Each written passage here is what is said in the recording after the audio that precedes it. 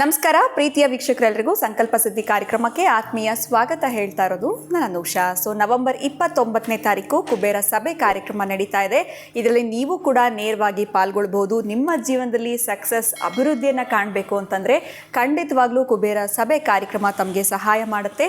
ಇದ್ರ ಬಗ್ಗೆ ಹೆಚ್ಚಿನ ಮಾಹಿತಿ ಬೇಕಿದ್ದಲ್ಲಿ ಸ್ಕ್ರೀನ್ ಮೇಲೆ ಬರ್ತಿರುವಂತಹ ಸಂಖ್ಯೆಗಳಿಗೆ ನೀವು ನೇರವಾಗಿ ಕಾಲ್ ಮಾಡ್ಬೋದು. ಇನ್ನು ಕಾರ್ಯಕ್ರಮದಲ್ಲಿ ನಮ್ಮ ಜೊತೆಲಿದ್ದಾರೆ ಸ್ಪಿರಿಚುವಲ್ ಗುರು ಡಾಕ್ಟರ್ ವಿಷ್ಣುದತ್ತ ಗುರುಜಿಯವರು. ಗುರುಗಳನ್ನ ಕಾರ್ಯಕ್ರಮಕ್ಕೆ ಬರ್ಮಾಡ್ಕೊಳ್ಳೋಣ. ನಮಸ್ತೆ ಗುರುಗಳೇ, ಶುಭೋದಯ. ಕಾರ್ಯಕ್ರಮಕ್ಕೆ ಭಕ್ತಿಯ ಸ್ವಾಗತ. ಪ್ರತಿಯೊಬ್ಬ ಮನುಷ್ಯನಿಗೂ ಜೀವನದಲ್ಲಿ ಲಕ್ಷ್ಮಿ ಅನ್ನುವಂಥದ್ದು ಬೇಕೇ ಬೇಕು. ಲಕ್ಷ್ಮಿ ಬೇಕು ಅಂತ ಎಲ್ಲ ರೀತಿ ಪ್ರಯತ್ನಗಳನ್ನ ಮಾಡಿರ್ತಾರೆ. ಹೋಮ ಹವನಗಳಾಗಿರ್ಬೋದು, ದೇವಸ್ಥಾನಗಳು ಸುತ್ತಿರೋದು, ವ್ರತಗಳಾಗಿರ್ಬೋದು, ಇನ್ಯಾರೋ ಏನೋ ಹೇಳಿದ್ರು ಪರಿಹಾರ ಅದನ್ನು ಮಾಡ್ಕೊಂಡಿರ್ತಾರೆ. ಆದರೆ ಲಕ್ಷ್ಮಿ ಮಾತ್ರ ಇವ್ರ ಕಡೆ ತಿರುಗಿ ಕೂಡ ನೋಡ್ತಾ ಇರೋದಿಲ್ಲ ಅಂತ ಹೇಳ್ಬೋದು.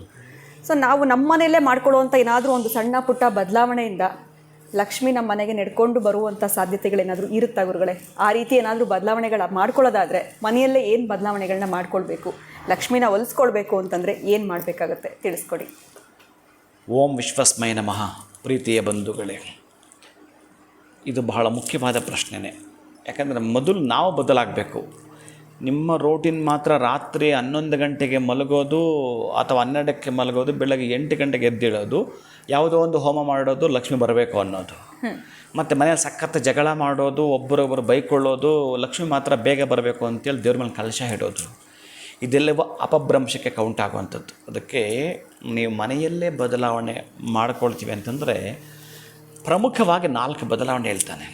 4ರಿಂದ 5 ಬದಲಾವಣೆ ನೀವು ಮಾಡ್ಕೊಳ್ತೀನಿ ಅಂತಂದರೆ, ಮೊದಲನೇದು, ರಾತ್ರಿ ನೀವು ಅಡುಗೆ ಮನೆಯಿಂದ ಇನ್ನು ಮಲಗೋಕೊಳಗೆ ಹೋಗ್ತೀನಿ ಅನ್ನೋವಾಗ ಅಡುಗೆ ಮನೆ, ನಾನು ಈಗಾಗಲೇ ಮೊದಲೇ ಹೇಳಿದ್ದೀನಿ, ಲವಂಗ ಕರ್ಪೂರವನ್ನು ಸುಡುವಂಥದ್ದು ಒಂದನೇ ಪ್ರಕ್ರಿಯೆ. ಎರಡನೇದು, ಬೆಳಗ್ಗೆ ಎದ್ದು ಕೂಡಲೇ ನೀವು ಒಟ್ಟಾರೆ ಇನ್ನು ಪೂಜೆ ಎಲ್ಲ ನಾನು ಹೇಳ್ಕೊಂಡು ಕೂತ್ಕೊಳ್ಳಲ್ಲ, ಏನಾದರೂ ಒಂದು ಸಿಹಿಯನ್ನು ತಿನ್ನುವಂಥದ್ದು. ಏನು ಸಿಹಿ ಎದ್ದು ಕೂಡಲೇ ಮೀನ್ಸ್ ಇನ್ನು ಸ್ನಾನ, ಪೂಜೆ, ರಂಗೋಲಿ ಇವೆಲ್ಲ ಆದಮೇಲೆ ನೀವು ಒಟ್ಟಿಗೆ ಏನಾದರೂ ತಗೊಳ್ತೀನಿ ಅಂತಂದರೆ ಕಾಫಿ ಬಿಟ್ಟು ನಾನು ಹೇಳ್ತಿರೋದು, ಕಾಫಿ ಕೌಂಟ್ ಆಗಲ್ಲ ಇಲ್ಲಿ, ಏನಾದರೂ ಒಂದು ಸಿಹಿಯನ್ನು ತಿನ್ನುವಂಥದ್ದು. ಇನ್ನು ಮೂರನೇದು, ಪ್ರತಿ ಅಮಾವಾಸ್ಯೆಯಲ್ಲಿ ನಾಯಿಗಳಿಗೆ ರೊಟ್ಟಿಯನ್ನು ಕೊಡುವಂಥದ್ದು. ಇನ್ನು ಪಿತೃದೇವತೆಗಳ ಸಮಾನರಾಗಿರ್ತಕ್ಕಂಥದ್ದು ಏನಾದರೂ ಇತ್ತು ಅಂತಂದರೆ ಎಣ್ಣೆಯಲ್ಲಿ ಕರೆದ ಪದಾರ್ಥವನ್ನು ಕಾಗೆಗಳಿಗೆ ಹಾಕುವಂಥದ್ದು. ಪೌರ್ಣಮಿಯಂದು ಬೆಲ್ಲವನ್ನು ದಾನ ಮಾಡುವಂಥದ್ದು. ಈ 4 ಮೇಜರ್ ಆಗಿರ್ತವೆ. ಇನ್ನು ಸಣ್ಣ ಪುಟ್ಟದ ಮನೆಯಲ್ಲಿ ಬದಲಾವಣೆ ಮಾಡಿಕೊಡೋದು ಹೇಳ್ತೀನಿ. ಇವರು ಪ್ರತಿನಿತ್ಯವೂ ಕೂಡ ಇಷ್ಟು ವರ್ಷಗಳಿಂದ ಪೂರ್ವಕ್ಕೆ ತಲೆ ಹಾಕಿದರೆ ದಕ್ಷಿಣಕ್ಕೆ ತಲೆ ಹಾಕಬೇಕು. ಒಂದು 30 ದಿನ, 60 ದಿನ, 90 ದಿನ ಪರೀಕ್ಷೆ ಮಾಡಿ. ಅಂದರೆ ಮಲಗುವಂಥ ಡೈರೆಕ್ಷನ್ ಚೇಂಜ್. ಹೌದು, ಡೈರೆಕ್ಷನ್ ಚೇಂಜ್ ಮಾಡಬೇಕು. ಅಥವಾ ದಕ್ಷಿಣಕ್ಕೆ ಹಾಕ್ತಾ ಇದ್ದರೆ ಪೂರ್ವಕ್ಕೆ ತಲೆ ಹಾಕಬೇಕು. ಯಾವುದೇ ಕಾರಣಕ್ಕೂ ಪಶ್ಚಿಮಕ್ಕೆ ಬೇಡ, ಉತ್ತರಕ್ಕೆ ಬೇಡ. ಇನ್ನು ದಕ್ಷಿಣಕ್ಕೆ ಹಾಕಿರೋಂಥವ್ರು ಬದಲಾವಣೆ ಕಂಡುಕೋಬೇಕು ಅಂತಂದರೆ ಪೂರ್ವಕ್ಕೆ ಹಾಕಿರ್ತಕ್ಕಂಥವರು ನೀವು ದಕ್ಷಿಣಕ್ಕೆ ತಲೆ ಹಾಕುವಂಥದ್ದು. ಇನ್ನೂ ಕೆಲವೊಂದು ಬಾರಿ ನೀವು ಮಲಗುತ್ತಾ ಇರ್ತಕ್ಕಂಥ ಕೋಣೆಯನ್ನೇ ಬದಲಾಯಿಸುವಂಥದ್ದು ವ್ಯವಸ್ಥೆ ಇದ್ದರೆ ಇದನ್ನು ಕೂಡ ಬದಲಾಯಿಸುವಂಥದ್ದು. ಈ ಪದ್ಧತಿಯನ್ನು ಮಾಡಿಕೊಳ್ಳುತ್ತಾ ಪ್ರತಿನಿತ್ಯ ನಿಮ್ಮ ಕೈಯಲ್ಲಿ ಎಷ್ಟು ಸಾಧ್ಯವಾಗುತ್ತೋ ಅಷ್ಟು ಶುದ್ಧವಾಗಿ ಘಮಘಮಿಸುವ ಹಾಗಿಟ್ಟಿರಬೇಕು ನಿಮ್ಮ ದೇವರ ಮನೆಯನ್ನು. ಪ್ರತಿನಿತ್ಯವೂ ಕೂಡ ನಿಮ್ಮ ಮನೆಯ ಮೇನ್ ಡೋರ್ ಏನಿದೆಯೋ ಅಲ್ಲಿ ನೋಡಿದ್ರು ಕೂಡ ಅಷ್ಟೇ, ಪ್ರತಿನಿತ್ಯ 2 ಪುಷ್ಪಗಳು ಅಲ್ಲಿ ಹಾಕಿರಬೇಕು, ರಂಗೋಲಿ ಇರಬೇಕು. ಅಲ್ಲಿನ ಲಕ್ಷ್ಮಿ ನೇರವಾಗಿ ಎಲ್ಲಿಗೆ ಬರ್ತಾಳೆ ಅಂತಂದರೆ ದೇವರ ಮನೆಗೆ ಬರ್ತಾಳಂತೆ. ನಮ್ಮ ಮನೆಗೆ ಯಾರಾದರೂ ಅತಿಥಿಗಳು ಬಂದರೆ ಅವರು ನೇರವಾಗಿ ಬಂದು ಇಲ್ಲಿ ಕೂತ್ಕೊಳ್ತಾರೆ, ಹಾಲಲ್ಲೆಲ್ಲ ಕೂಡ ಕೂತ್ಕೊಳ್ತಾರೆ. ನೇರವಾಗಿ ಅವ್ರಿಗೆ ರೂಮ್ಗೆ ಹೋಗ್ಲಿಕ್ಕೆ ಅಧಿಕಾರ ಇರಲ್ಲ. ಅಥವಾ ಅಡುಗೆ ಮನೆಗೆ ಹೋಗಬೇಕಾದ್ರೂ ತುಂಬ ಕ್ಲೋಸ್ ಆಗಿದ್ದರೆ ನಿಮ್ಮ ಜೊತೆಗೆ ಅಡುಗೆ ಮನೆಗೆ ಬರ್ತಾರೆ. ಯಾರೇ ಹೊಸಬರು ಬಂದರೂ ಅಲ್ಲಿ ಕೂತ್ಕೊಳ್ತಾರೆ. ಮಹಾಲಕ್ಷ್ಮಿ ಹಂಗಲ್ಲ, ನಿಮ್ಮ ಎಂಟ್ರಿ ಕೊಡ್ತಾಳೆ ಅಂತಂದರೆ ದೇವರ ಮನೆಗೆ ಬರ್ತಾಳಂತೆ. ಆ ದೇವರ ಮನೆ ಗಮಗಮಿಸ್ತಿರಬೇಕು.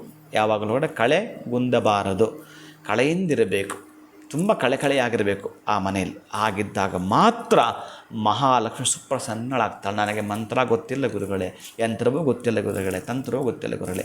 ಶ್ರದ್ಧೆ ಭಕ್ತಿಯಿಂದ ಕೈ ಮುಗಿತಕ್ಕಂತಹದ್ದು. ಶ್ರದ್ಧೆ ಗೊಬ್ಬರವನ್ನು ಹಾಕೋದು, ಭಕ್ತಿ ಬೀಜವನ್ನು ಬಿತ್ತೋದು, ಮುಕ್ತಿ ಫಲವನ್ನು ಪಡೆಯೋದು. ಇಷ್ಟು ನಮ್ಗೆ ಗೊತ್ತಿದ್ರೂ ಸಾಕಂತೆ. ಲಕ್ಷ್ಮಿಗೆ ಸರೆಂಡರ್ ಆಗಬೇಕು ನೀವು ಅಷ್ಟೇ.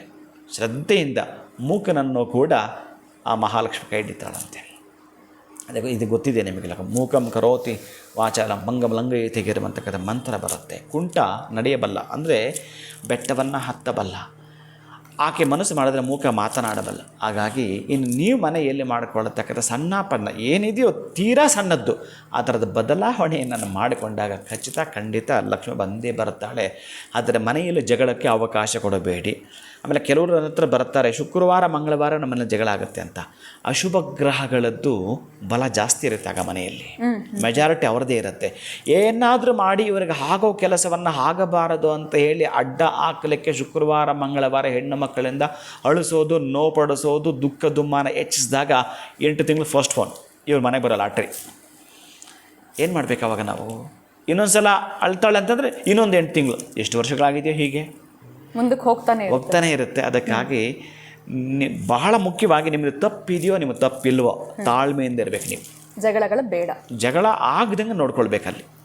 ಯಾವುದೇ ಕಾರಣಕ್ಕೂ ಕೂಡ ಮನೆಯಲ್ಲಿ ಅದಕ್ಕೆ ಅವಕಾಶವನ್ನು ಕೊಡಬಾರದು. ನೀವು ಮೌನವಾಗಿದ್ದರೂ ಕೂಡ ಜಗಳ ಮಾಡ್ತಾರೆ. ಮೌನವಾಗಿದ್ದರೂ ಇವತ್ತೇನೋ ಹಿಂಗಿರಬೇಕಾದ್ರೆ ಇನ್ನೇನೋ ಕಾರಣ ಇದೆ ಅಂತಲೂ ಹುಡುಕ್ತಾರೆ. ಒಟ್ಟಾರೆಯಾಗಿ ನೀವು ಇದ್ದು ಒಮ್ಮೆ ಆ ಲಕ್ಷ್ಮೀ ಕಟಾಕ್ಷಕ್ಕೆ ನೀವು ಹತ್ತಿರ ಆಗಬೇಕು ಅಂತಂದರೆ ಸ್ವಲ್ಪ ದಿನ ಪಾಲನೆ ಮಾಡಿ ನೋಡಿ, ನಿಮಗೆ ಗೊತ್ತಾಗ್ಬಿಡುತ್ತೆ. ಈಗ ನಾನೇನು ಹೇಳಿದೆ ಅದು. ಮತ್ತು ಜಾಬ್ ಮಾಡೋವಂಥವ್ರು ಹೊರಗಡೆ ಹೋಗಿ ನಾನು ಬಿಸ್ನೆಸ್ ವ್ಯಾಪಾರ ಮಾಡ್ತೀನಿ, ನನಗೆ ಊಟ ಮುಗಿದಿದ್ರು ಕೂಡ, ನಿಮ್ಮ ತಿಂಡಿ ಮುಗಿದಿರ್ಬೋದು ಅಥವಾ ಊಟವೇ ನೀವು ಮಾಡ್ಕೊಂಡು ಹೋಗಿರ್ಬೋದು, ಮನೆಯಿಂದ ಹೊರಗಡೆ ಹೋಗ್ತೀನಿ ಅಂತಂದರೆ ಮೊಸರು ಸ್ವಲ್ಪ ಸಕ್ಕರೆ 1-2 ಸ್ಪೂನ್ ತಿಂದೇ ನೀವು ಹೊರಗೆ ಹೋಗ್ಬೇಕು. ಈಗಷ್ಟೇ ನೀವು ಮಜ್ಜಿಗೆ ಊಟ ಮಾಡಿದ್ದೀರಿ, ಆದರೂ ಮೊಸರನ್ನು ಸ್ವೀಕಾರ ಮಾಡಿಯೇ ಹೋಗಬೇಕು. ಯಾವುದೋ ಕೆಲಸದಲ್ಲಿ ವಿಜಯವನ್ನು ಹೊತ್ತು ಮನೆಗೆ ತರ್ತೀರಿ. ನೀವು ಸುಮ್ಮನೆ ಬರಲ್ಲ, ವಿಜಯಲಕ್ಷ್ಮಿ ಜೊತೆಗೆ ನೀವು ಮನೆಗೆ ಬರ್ತೀರಿ. ಇದನ್ನು ಕೆಲವೊಂದನ್ನು ನೀವು ಬದಲಾವಣೆ ಮಾಡಿಕೊಳ್ಳೋದ್ರಿಂದ ಪ್ರೀತಿಯ ಬಂಧುಗಳೇ. ಖಂಡಿತವಾಗ್ಲೂ ಗುರುಗಳೇ, ಎಲ್ಲೋ ಒಂದು ಕಡೆ ಲಕ್ಷ್ಮಿ ಬರಬೇಕು ಅಂತಂದರೆ ನಮ್ಮಲ್ಲಿರುವಂಥ ಲಕ್ಷ್ಮಿನ ತಿರ್ಗಾ ಎಲ್ಲಿ ಖರ್ಚು ಮಾಡಬೇಕಾಗುತ್ತೋ ಕೊಡುವಂಥ ಪರಿಹಾರಗಳು ಅಂದ್ಕೊಂಡಿದೆ. ಬಟ್ ನೀವು ಕೊಟ್ಟಂಥದ್ದು ಪರಿಹಾರಗಳು ಭಾಳ ಅದ್ಭುತವಾಗಿತ್ತು. ಮನೆಯಲ್ಲಿ ಏನೆಲ್ಲ ಸಣ್ಣ ಪುಟ್ಟ ಬದಲಾವಣೆ ಮಾಡ್ಕೊಳ್ಳೋದ್ರಿಂದ ನಮ್ಮ ಮನೆಗೆ ಡೈರೆಕ್ಟಾಗಿ ಲಕ್ಷ್ಮಿ ಹೇಗೆ ಎಂಟ್ರಿ ಕೊಡ್ತಾಳೆ ಅಂತ ತಿಳಿಸ್ಕೊಟ್ರಿ. ಇನ್ನು ವಿಶೇಷವಾಗಿ ದೇವರ ಮನೆಯನ್ನು ನಾವು ಭಾಳ ಸ್ವಚ್ಛವಾಗಿ ಇಟ್ಕೊಳ್ಬೇಕಾಗತ್ತೆ. ಇನ್ನು ಮಲಗುವಂಥ ದಿಕ್ಕನ್ನು ಕೂಡ ಬದಲಾಯಿಸುವಂಥದ್ದು ಸೂಕ್ತ ಅಂತ ತಿಳಿಸ್ಕೊಟ್ಟಿದ್ದೀರಾ. ಉಪಯುಕ್ತವಾಗಿರುವಂಥ ಮಾಹಿತಿ ಗುರುಗಳೇ, ಧನ್ಯವಾದಗಳು ತಮಗೆ. ನಮಸ್ಕಾರ. ಹರೇ ಶ್ರೀನಿವಾಸ. ಎಷ್ಟು ಅದ್ಭುತವಾಗಿರುವಂಥ ವಿಚಾರಗಳನ್ನ ಈ ಒಂದು ವಿಡಿಯೋನಲ್ಲಿ ನಮಗೆ ಗುರುಗಳು ತಿಳಿಸ್ಕೊಟ್ಟಿದ್ದಾರೆ. ನಿಮ್ಮ ಮನೆಗೂ ಕೂಡ ಲಕ್ಷ್ಮಿ ಎಂಟ್ರಿ ಕೊಡಬೇಕು ಅಂತಂದರೆ ನಿಮ್ಮ ಮನೆಯಲ್ಲಿ ಏನೆಲ್ಲ ಸಣ್ಣ ಪುಟ್ಟ ಬದಲಾವಣೆಗಳನ್ನ ಮಾಡ್ಕೊಳ್ಬೇಕು ವಿಡಿಯೋನಲ್ಲಿ ಗುರುಗಳು ತಿಳಿಸ್ಕೊಟ್ಟಿದ್ದಾರೆ. ಅದನ್ನು ಫಾಲೋ ಮಾಡಿ ಅಂತ ಹೇಳ್ತಾ ವಿಡಿಯೋನ ಮುಗಿಸುವಂತಹ ಸಮಯ ಆಗಿದೆ. ನಮಸ್ಕಾರ.